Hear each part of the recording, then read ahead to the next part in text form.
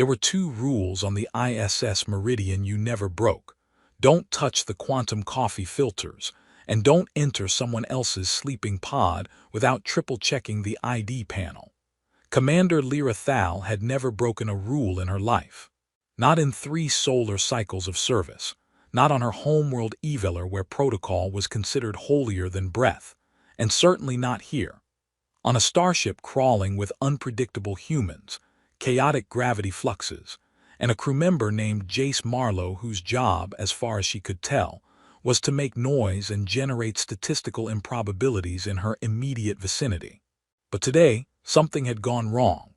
The mission to Talvex 9 had stretched far longer than intended.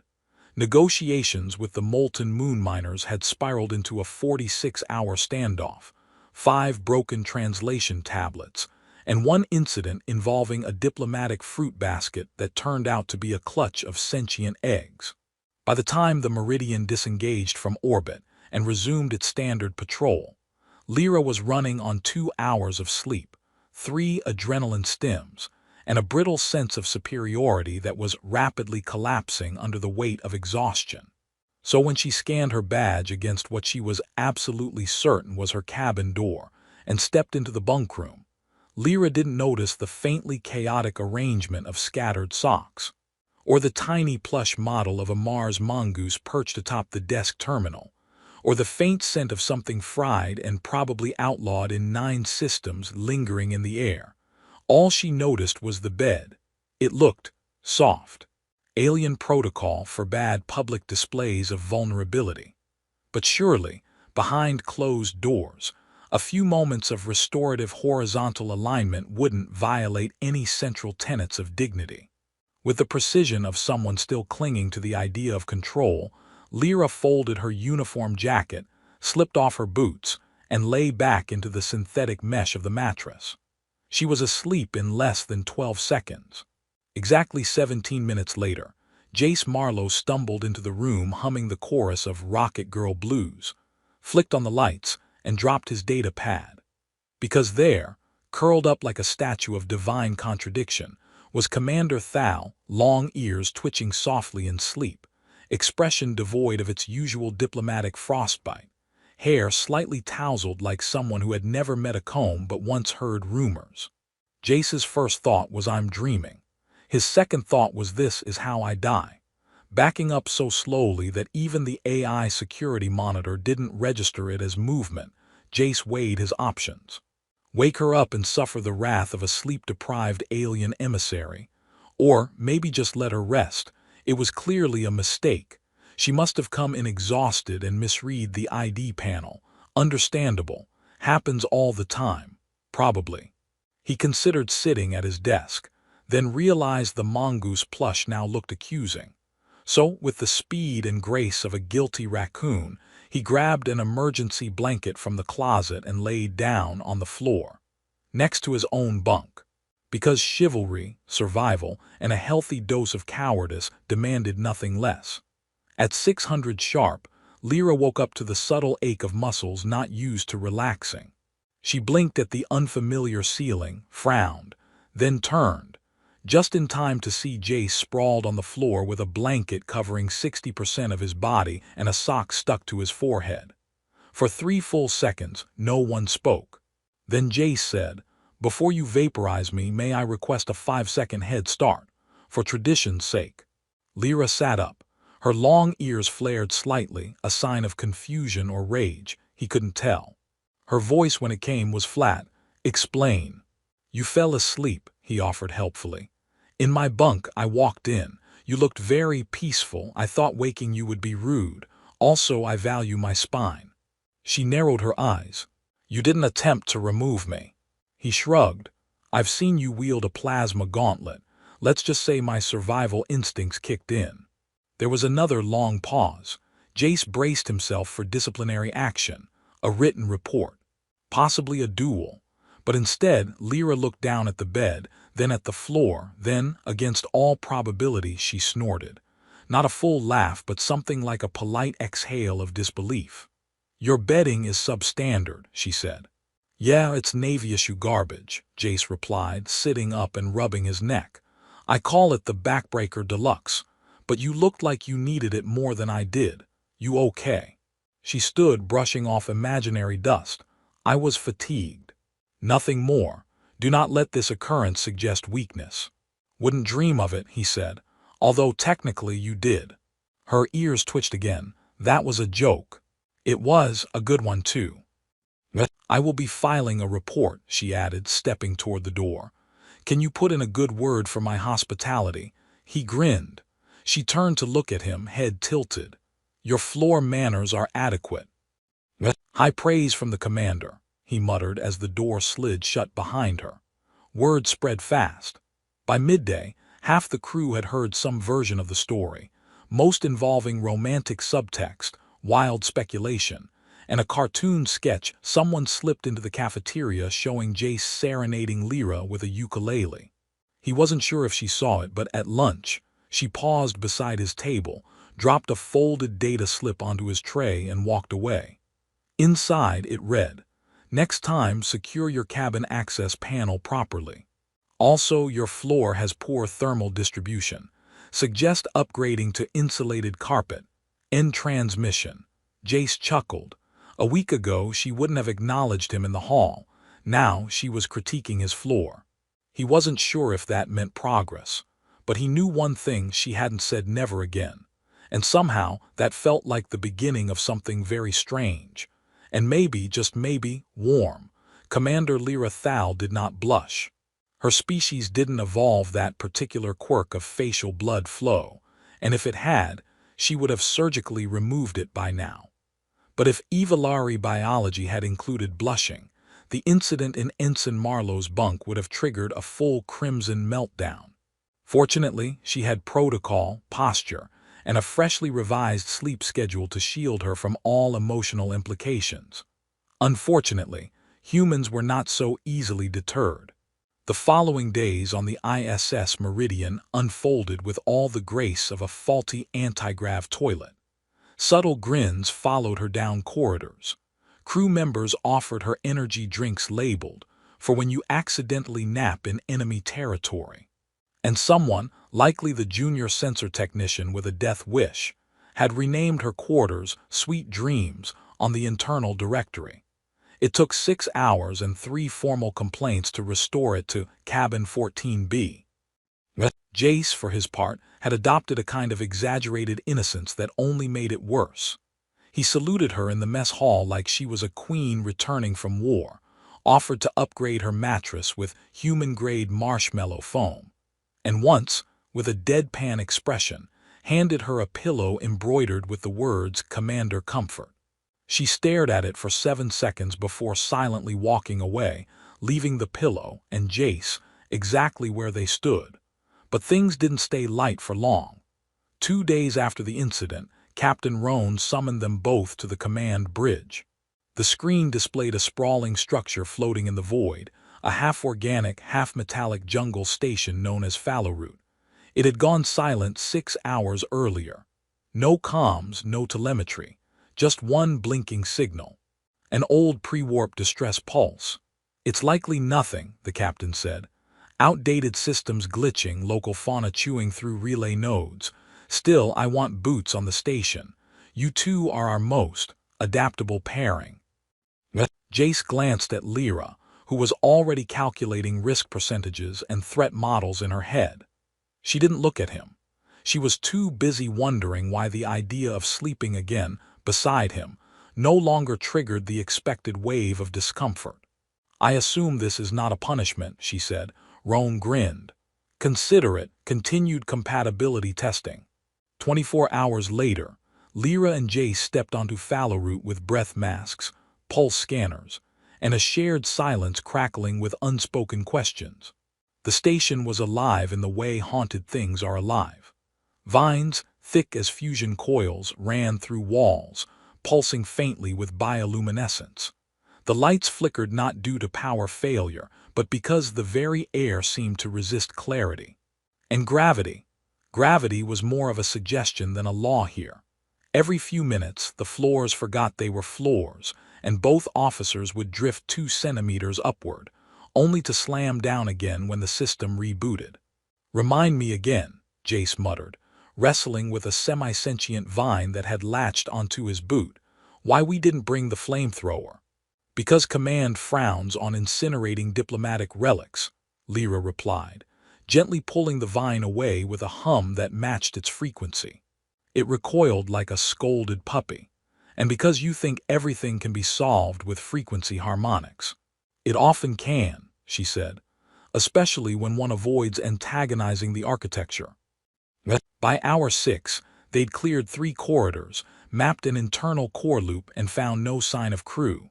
No blood, no bodies, just the constant rustling of the jungle that wasn't supposed to grow in vacuum-sealed stations.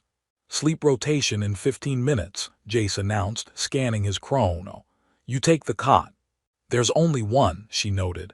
We could rock, paper, scissors for it, he offered. I do not engage in war games. Then I'll take the floor again, he said, setting down his pack. Lyra hesitated. The cot was identical to the one in his cabin, same synthetic mesh, same slight curvature. Her body remembered the feel of it, the peculiar stillness, the strange safety. Her mind rebelled, but her muscles betrayed her, moving toward it with more eagerness than she'd allow. As Jace rolled out a thermal mat, she lay back and closed her eyes. The silence of fallow root wrapped around them like a second skin.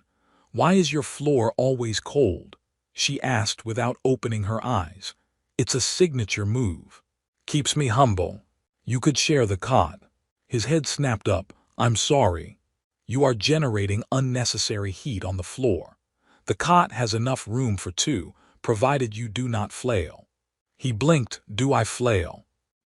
You thrashed during REM cycle 3 nights ago. You struck the bulkhead twice. That explains the headache. Lyra opened one eye. The offer has a 10-second expiration window. He scrambled up, slid next to her like a man sneaking past a sleeping tiger, and tucked himself in without a word. The cot creaked once, then silence, except not quite silence. A soft rustling, not from them but from the ceiling. Lyra's eyes snapped open, above. Jace rolled over. What vines again? The ceiling split like a yawning mouth, revealing a chamber above them. A slow cascade of spores drifted down. Lyra held her breath. Jace tried to bat them away.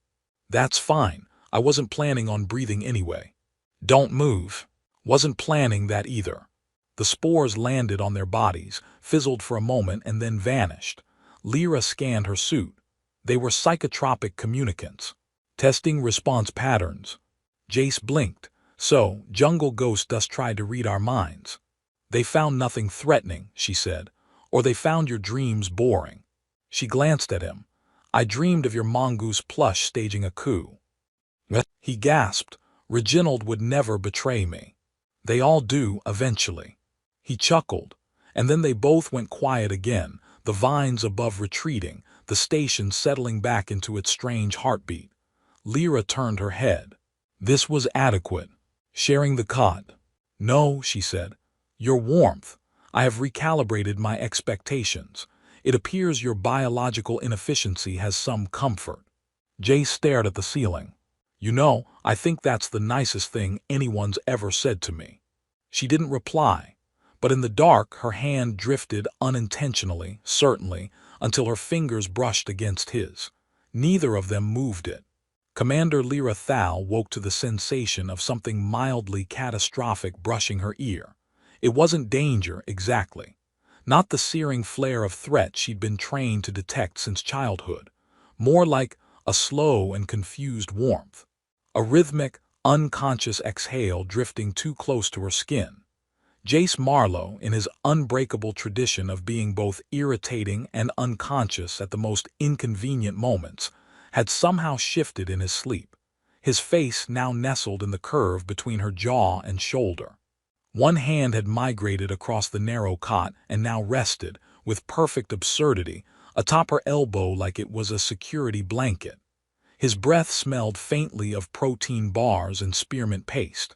Lyra considered 3 options. 1. Wake him and suffer the emotional shrapnel of whatever joke he was likely to make. 2. Shift away with minimal movement and pretend it hadn't happened. 3. Stay still and gather data on human sleep behaviors for science. Naturally, she chose the most logical path, complete paralysis and silent judgment.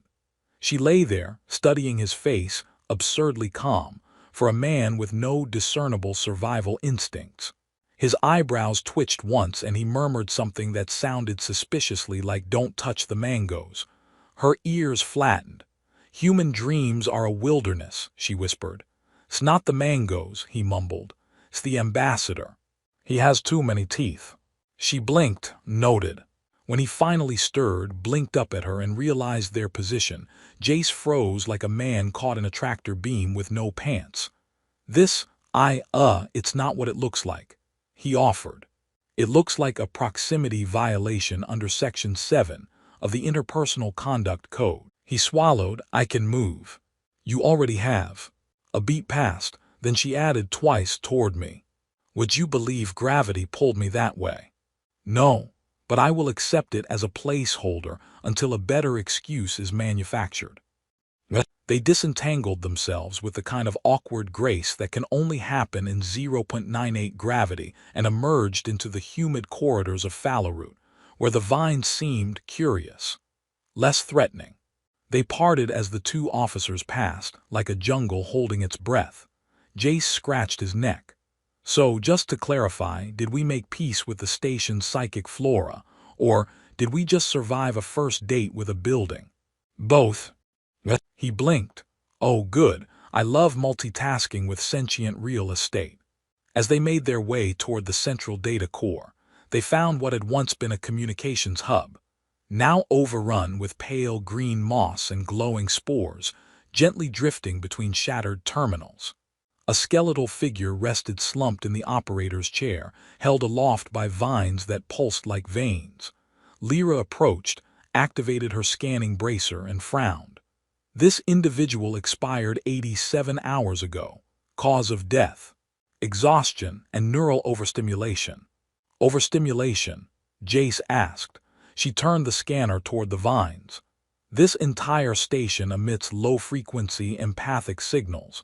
The crew likely tried to interface with it emotionally. The result was overwhelming." Jace peered at the body, then at the glowing moss. "So, the jungle hugged him to death." Lyra raised an eyebrow. "That is a profoundly crude summary, but functionally accurate." They were silent for a while after that. Eventually, Jace broke it. "Why didn't it affect us?" She hesitated. "It may have. The spores identified emotional proximity between us. They deemed us non-hostile." "So, because we were," he made vague hand gestures. "You know, close, they thought we were compatible." "Emotionally synchronized," she said. "I like my version better." "Of course you do." They accessed the mainframe, or what remained of it. The jungle had coiled around the control systems like a protective parent. Lyra sent out a wave of harmonic pulses, calibrated to the last known Evolari empathy key signature. The vines recoiled slightly, then parted. The main screen blinked to life. A voice echoed through the chamber, feminine, melodic, strangely maternal. "Welcome back, Commander Thal. Your connection is restored. Shall I resume cohabitation sequence?"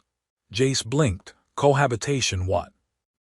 Lyra's ears twitched. "Disregard. Cohabitation metrics show improved neural harmony and reduced anxiety in shared sleeping conditions. Would you like this data uploaded to command?" Jace choked. "Please no." Lyra's expression remained neutral, but her voice carried a sliver of amusement. "Decline upload. Initiate shutdown sequence. Confirm crew mortality logs." The station AI obeyed, returning to silence. As they prepared to leave, the vines gently nudged a small pod toward them, containing preserved logs, biological samples, and to Jace's great delight, a single unopened canister of Fallowroot's finest jungle brew. "Looks like a peace offering," he said, "or a test." He popped the seal. It hissed. "Tastes like cucumber and regret," he said, coughing. "I approve." They boarded their shuttle in silence, the station receding behind them, lights dimming one by one. Inside the cockpit, Jace buckled in, stretched, and said, "So, just a thought. If I ever fall asleep in your bunk by accident, do I get immunity? She turned her head slowly, eyes sharp. Do not tempt the hypothesis. He grinned. You're not saying no. She didn't reply, but as the shuttle jumped into warp, she adjusted the environmental temperature 2 degrees higher, just enough to match the warmth of the cot they'd shared. Jace noticed. But for once he didn't say anything. He just smiled, leaned back, and whispered, "Best accidental mission ever." The ISS Meridian was a ship designed for exploration, diplomacy, and occasional high-stakes asteroid dodging. Not for managing the slow, emotional unraveling of two crewmates, trying very hard to pretend they hadn't started sharing sleep cycles like a bonded pair of nesting Althari cranes. Lyra Thal didn't understand why the hallway outside her quarters suddenly felt 2 degrees colder than usual. She had run diagnostics twice. No anomaly. Environmental controls were operating within tolerance. But her internal calibration kept noting one particular deviation: the absence of a certain human's ambient warmth within a 3-meter radius. This was illogical. It was not a necessary warmth. It was not a required component of her physiological well-being. And yet she found herself checking the time, the shift schedules, the proximity sensors, subtly, of course. She was not monitoring Ensign Marlowe. She was merely updating relevant location metadata. Across the ship, Jace was doing his best to not think about her at all, which meant, naturally, he thought about her constantly. He'd started doodling again, mostly spaceships with elongated ears. One particularly majestic sketch labeled USS Pointy Justice was now taped to the inside of his locker. Reginald the mongoose plush had become the unwilling audience to long monologues that began with, "I'm fine," and ended with, "She called me emotionally inefficient, but in a good way, right?" The tension broke 2 days later when they were summoned to the senior debrief chamber. Captain Roan stood behind the central console, arms folded, expression unreadable. Beside her, 2 officials from the Evalari Science and Cultural Oversight Ministry, both wearing sleek diplomatic robes and expressions sharp enough to deflect plasma fire. "Commander Thal," one said, voice perfectly clipped, "we've reviewed the data from Falarut. The station's empathic recordings, the logs, your biometrics, particularly those recorded during cohabitation sequences." Lyra's ears twitched. "I see. We do not understand the necessity of such entanglement." Jace opened his mouth. Lyra shut it with a look that said, "If you speak, I will file a complaint so specific it will cause you existential discomfort." The second official continued, "Evalari representatives are expected to maintain a high standard of emotional discipline. Our concern is that prolonged exposure to unstructured human behavior may be compromising your equilibrium." "Compromising," Lyra repeated, deadpan. The first official nodded. "You will return with us to Evalar for reassessment. Temporary suspension of your liaison role will ensure clarity of thought." Jace blinked. "You're repossessing her." The officials did not respond. Captain Roan cleared her throat. "While I appreciate the ministry's diligence, Commander Thal's performance aboard the Meridian has been exemplary. I see no signs of disorder." The first official gave her a polite nod. "With respect, Captain, this is not a military concern. It is cultural." Lyra said nothing. Her face remained neutral, her posture perfect. But her hands were folded too tightly behind her back, fingers pressing against the fabric of her uniform with a tension no one else noticed, except one person. The meeting ended without argument. Orders were orders. Lyra was to depart in 48 hours. Jace waited until the corridor was empty before catching up to her. "So," he said, "you're just leaving. No final mission, no last hurrah. No awkward conversation in the engine bay, where we both pretend we don't care." "I do not indulge in emotional dramatics," she replied. "You don't have to. I've got enough for both of us."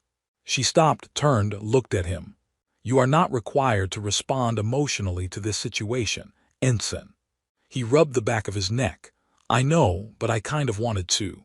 She stared at him for a long moment, then said, "I am not required to miss anything. That makes one of us." The night before her departure, he stood outside her quarters with a gift, a small object wrapped in metallic fabric. She opened the door wordlessly. "This is for you," he said. She took it, unwrapped it. Inside was a folded thermal blanket, modified to match the exact warmth calibration of his cabin floor. "It's stupid," he added, "but scientifically stupid." She examined the stitching, then looked at him. "Your craftsmanship is inefficient."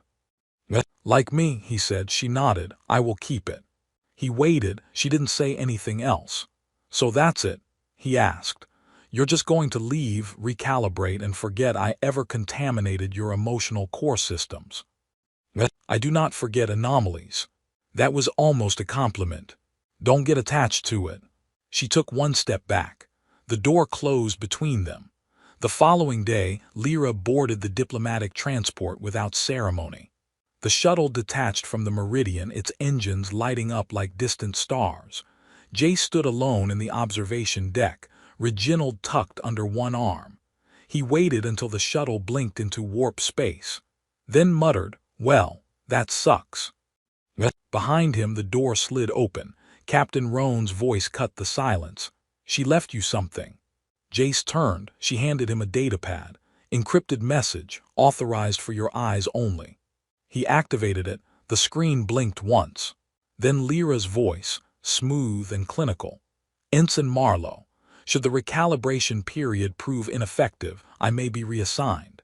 In such an event, I will require a cohabitation unit calibrated to your mattress specifications.